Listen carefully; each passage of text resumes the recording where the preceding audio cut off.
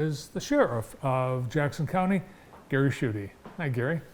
Hi. Good Bart. to see you. Happy New Year. Happy New Year. It's good to be here. Thank you for having me. Yeah, and thanks to you and everyone in law enforcement. We missed it by a day, but yesterday was Law Enforcement Appreciation Day, and we appreciate everyone in law enforcement, public safety. Thanks for all the sacrifices everyone on your team provide our community. Thank you so much for that. I appreciate it. I'll spread the word. Well, I know you had a very busy year for 2023, but so much tragedy around the holidays this year. We had several crashes and some fatal crashes. Yes. Right around Christmas. Yeah. That's got to be hard for your officers to have to work a scene where there's such tragedy, including a child being killed. It is. It's particularly difficult. In fact, we handled 14 fatal accidents last year. Wow. And it was particularly difficult for them. Typically, our guys assist on any fatal accident that happens in Jackson County. So there may be, like for instance, Blackman Township or Jackson PD may actually be the responding department to a fatal accident. We typically are the ones that come in and help with the accident reconstruction, if not take it over from the accident reconstruction standpoint to assist in their investigation, especially when it warrants potential criminal charges. So we're often involved in those types of things, and these do take a toll on the deputies. One of the things that we've done at the Sheriff's Office is we've instituted a peer support program. Mm-hmm. And that's been really important, especially in these circumstances, to have these deputies reach out to the deputies that have been in these very violent, sometimes very tragic, always situations, and try to help them through it. 270 reach outs in a 6-month time frame in our patrol division alone is what we had of tragic incidents that have occurred.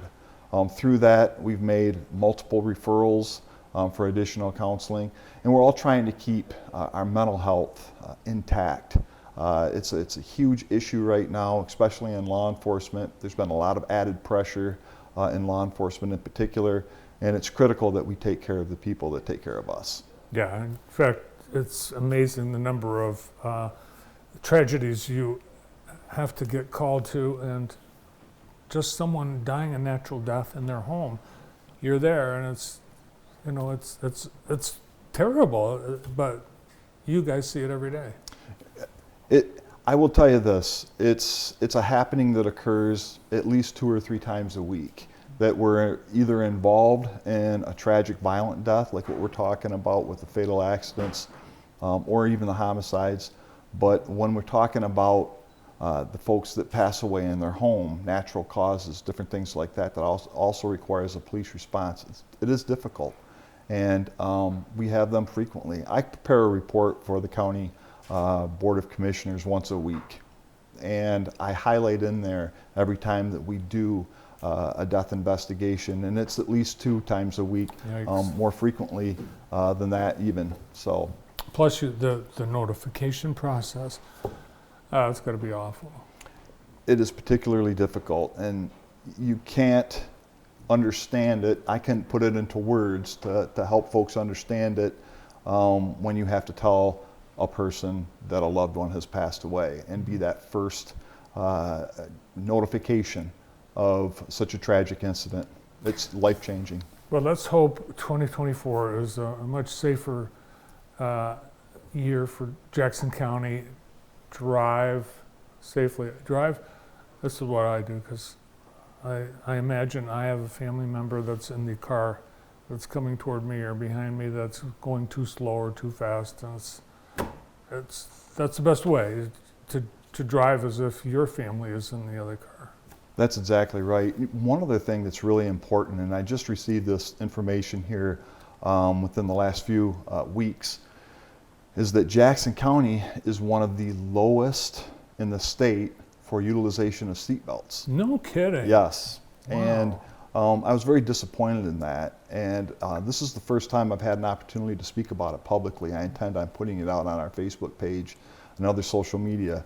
So important that you buckle up when you get in a car. I mean, not only is it the law, it truly will save your life. And there have been a couple of these incidents, fatal accidents that we're talking about, in particular, that folks would have had their lives changed, or excuse me, saved, had they just had their seatbelt on. So Wow. It's so important just to do the little things. It's amazing. And people they'll drive with that buzzer going off and just ignore it. Or they buckle it and they sit over the top of Oh, it. yeah. That's what we've been finding a lot. Wow. It's unfortunate. Huh. Okay, be safe, be careful. We did have some good things happen in 2023. Yes. Yes. So I asked my staff to put together a list of things that we've done that have been very positive in the community. And I literally cut it in half, and I still have 3 pages here. So, yeah, we don't even have enough time to talk about all the good things No. that have happened. No, but we have a recruitment and retention team. It's volunteer deputies, and they also are community outreach as a result of that. We have one of them on the team, Detective Tucker. She was named one of the 30 and under here in Jackson County by Jackson Magazine. Now, I have the sheriff's hat. Does that qualify me as a deputy? Bart, when we get all done, I'll have you raise your right hand. We'll take care of that. All right. Well, this isn't even this is Michigan Sheriff's. That's the Sheriff's Association for the state of Michigan. I need yes. a Jackson County one. I'll get you a Jackson County one, not a problem. Yeah, I don't want my duties to extend outside of Jackson County. Okay. All right. Yeah, you don't want that. All right. So that's neat. You have volunteers. There are probably a lot of things, parades and festivals and things. Yeah, and in addition to that, they raise money. They've done a car seat drive for families in need of car seats. We provided 16 car seats for families in need throughout 2023. A couple of the other things, Shop with a Cop, which has always been a big hit and one of my favorite things to do. And of course, our first annual open house. Yeah, so they organized that. That was all donated funds. Everything that we've done has cost the taxpayers $0. I know there's a group of people they've made it a mission to support law enforcement throughout the state, and I think the ringleader lives right here in Jackson. Yes, Amy Hawkins. Yes, Amy has been instrumental in a lot of these events, including that open house. Yes, in fact, she was the Citizen of the Year for us at our annual awards banquet. Oh, neat. Yes. Oh, by the way, I'm sorry I didn't go. I had COVID. I understood that. Yeah. Yeah, not a problem. And you make them all. Yeah. So, and I really appreciate you doing that. I was really disappointed because it's so cool. I wish everyone could hear the stories of bravery and valor that are presented every year. And the stories go on and on and on. It's amazing. They really do. Yeah. Yeah, and this year was one of the biggest ones we've had. Yeah, you have no idea what every day these deputies are doing. It really is unbelievable. So with training, recruitment, and retention, do you have openings right now? Are you looking for people? We're actually doing really good right now. We do have 2 openings in our corrections division, and we currently have 1 opening on the road. So we're doing really, really well, comparatively speaking. Now, it's really important to understand that I've been sheriff 3 years, January 1 this year. Sheriff 3 years. Happy anniversary. Thank you very much. In that time frame, I've hired 68 people. I have 112. Wow. Over half of my department has been hired in that time frame, which is incredible. What is it, people? There are just a lot of long-termers on your staff when you took over? There were a lot of retirements. There really were, but that's only part of the story. A lot of folks have left other jobs for greener pastures, kind of a thing. And we just had a gentleman leave here a couple of weeks ago, and one of the things that he said is that he just needed to leave for his family, mental health. He wanted to make sure that he was available for them. There was a couple of other issues too, relating to pay and benefits that he wanted to explore that would be a little bit better for him. Yeah, burnout. A little bit. Yeah. Yeah, it's a lot of stress in that profession. There is. You have expanded your response to drug illness, drug crime, drug death. Yes. And that's been an ongoing battle for us, as it is for the entire community, as it is for the entire country, right? I mean, it's one of those things that just doesn't go away, and you just keep working at it. So one of the things that we've done is I put Captain Tony Stewart on the drug court team with Judge Jordan. And in particular, we continue our efforts in the jail with medically assisted treatment, but the funding isn't there. So we've kind of tried to do workarounds with that to continue to assist people, and it's worked out pretty good. Some of the things that I think are really important to point out, if I may, the Narcan vending machine, for instance. We talked about that a little while ago when we implemented it back in about mid-year 2021 is when we implemented it, right around August of 2021. And I'll read you some statistics here, and I think this is important because recognizing that when people leave jail and they have an addiction, when they come in, say for a heroin addiction or something along that line, they know that their level to get high is here, but their tolerance goes down when they're in jail. So when they go back out into the community, they try to take that level of drug at this height, and they overdose and they die.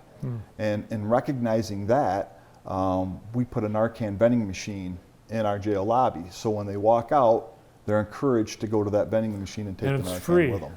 It's free. Yeah. And it doesn't cost the taxpayers a dollar because it's all donated by different outreach programs. I was at an event at Andy's place last year, and someone gave me a can of Narcan, and I thought, I just don't see myself. And she said, well, I've used it 3 times in the last week, and once was at Walmart, once was, I mean, it just could happen anywhere to anyone. It's unfortunate, Yeah. It really can. And we've seen a dramatic decrease in drug overdoses in this county in the last 3 years, and a dramatic decrease in overdose deaths as well. So I attribute that in part, we've done a lot of other things, with the drug programming and all the other stuff that we've done, but I attribute a lot of that in part to that Narcan machine because those people are the most vulnerable. That saves, I don't understand why you don't think that those people are worthwhile. There are some people that have, a negative connotation towards folks that have utilized drugs, but the reality of it is it also saves us money. I mean, I think it's a human issue, but it also saves us money. No rescue responses, no police responses, and those types of things. No hospital visits for them, all that kind of stuff saves a lot of money. Yeah, and I agree. They're just as valuable as you and me to everyone. And they all started Amen. Probably with a prescription for pain, for surgery, or for, it starts. It does, and then it in a doesn't. very innocent manner, and a lot of folks don't understand that. Plus, we got dogs. New officer at the new deputy at the sheriff's We do. department. Yeah, we have 2. We have K9, as we spoke about this once before. K9 on the road, and On the road? Is he have- driving? Like well, on a- no, she don't drive. She sits in the back. But in our road patrol service, we have a K9 there. That's Deputy Dee Dee. And she's trained in narcotics detection as well as tracking. We've utilized her a couple of different times in tracking people. She's done a really good job. We also have a K9 inside the jail. That K9 is a dual purpose dog, also does narcotics and tracking, but is a dog that helps with mental health of the inmates. So that dog can actually go into a cell, who's a person who's having difficulty mental health wise, and be there as a comfort animal or a support animal for those dogs. And it's a tremendous help in de-escalation inside of our correctional facility. It's a really big deal. I can't emphasize that enough. So they've been welcome additions to our family, and the deputies handling them are doing a fantastic job. And I want to point something else out. totally free to the taxpayer. So American One was so kind and generous that donating $25,000 to this program. We had an anonymous donor step in, donate $16,000 to the program, and then Bailey Excavating also donated $2,500 to the program. And we still have a couple $1,000s to spare. We spent a lot of it getting them trained and getting them the proper equipment. And now that we have that accomplished, they're just out doing their job, and whatever they need, we're able to provide for them. So zero cost to the taxpayer, and it's been a tremendous benefit for the community. Great, well done. Thanks to American One and Bailey Excavating and the anonymous donor. Gary, appreciate all the updates. Hope 2024 is a great and safe year for you and everyone in your department. Oh, and Bart, I would like to mention, if I may, I will be running for re-election for sheriff in 2024 as All right, well. there you go. There's our first declared Jackson County candidate here in January. Perfect. All right, Thank you, thanks, sir. Gary. Our sheriff, Gary Schuette. Up next,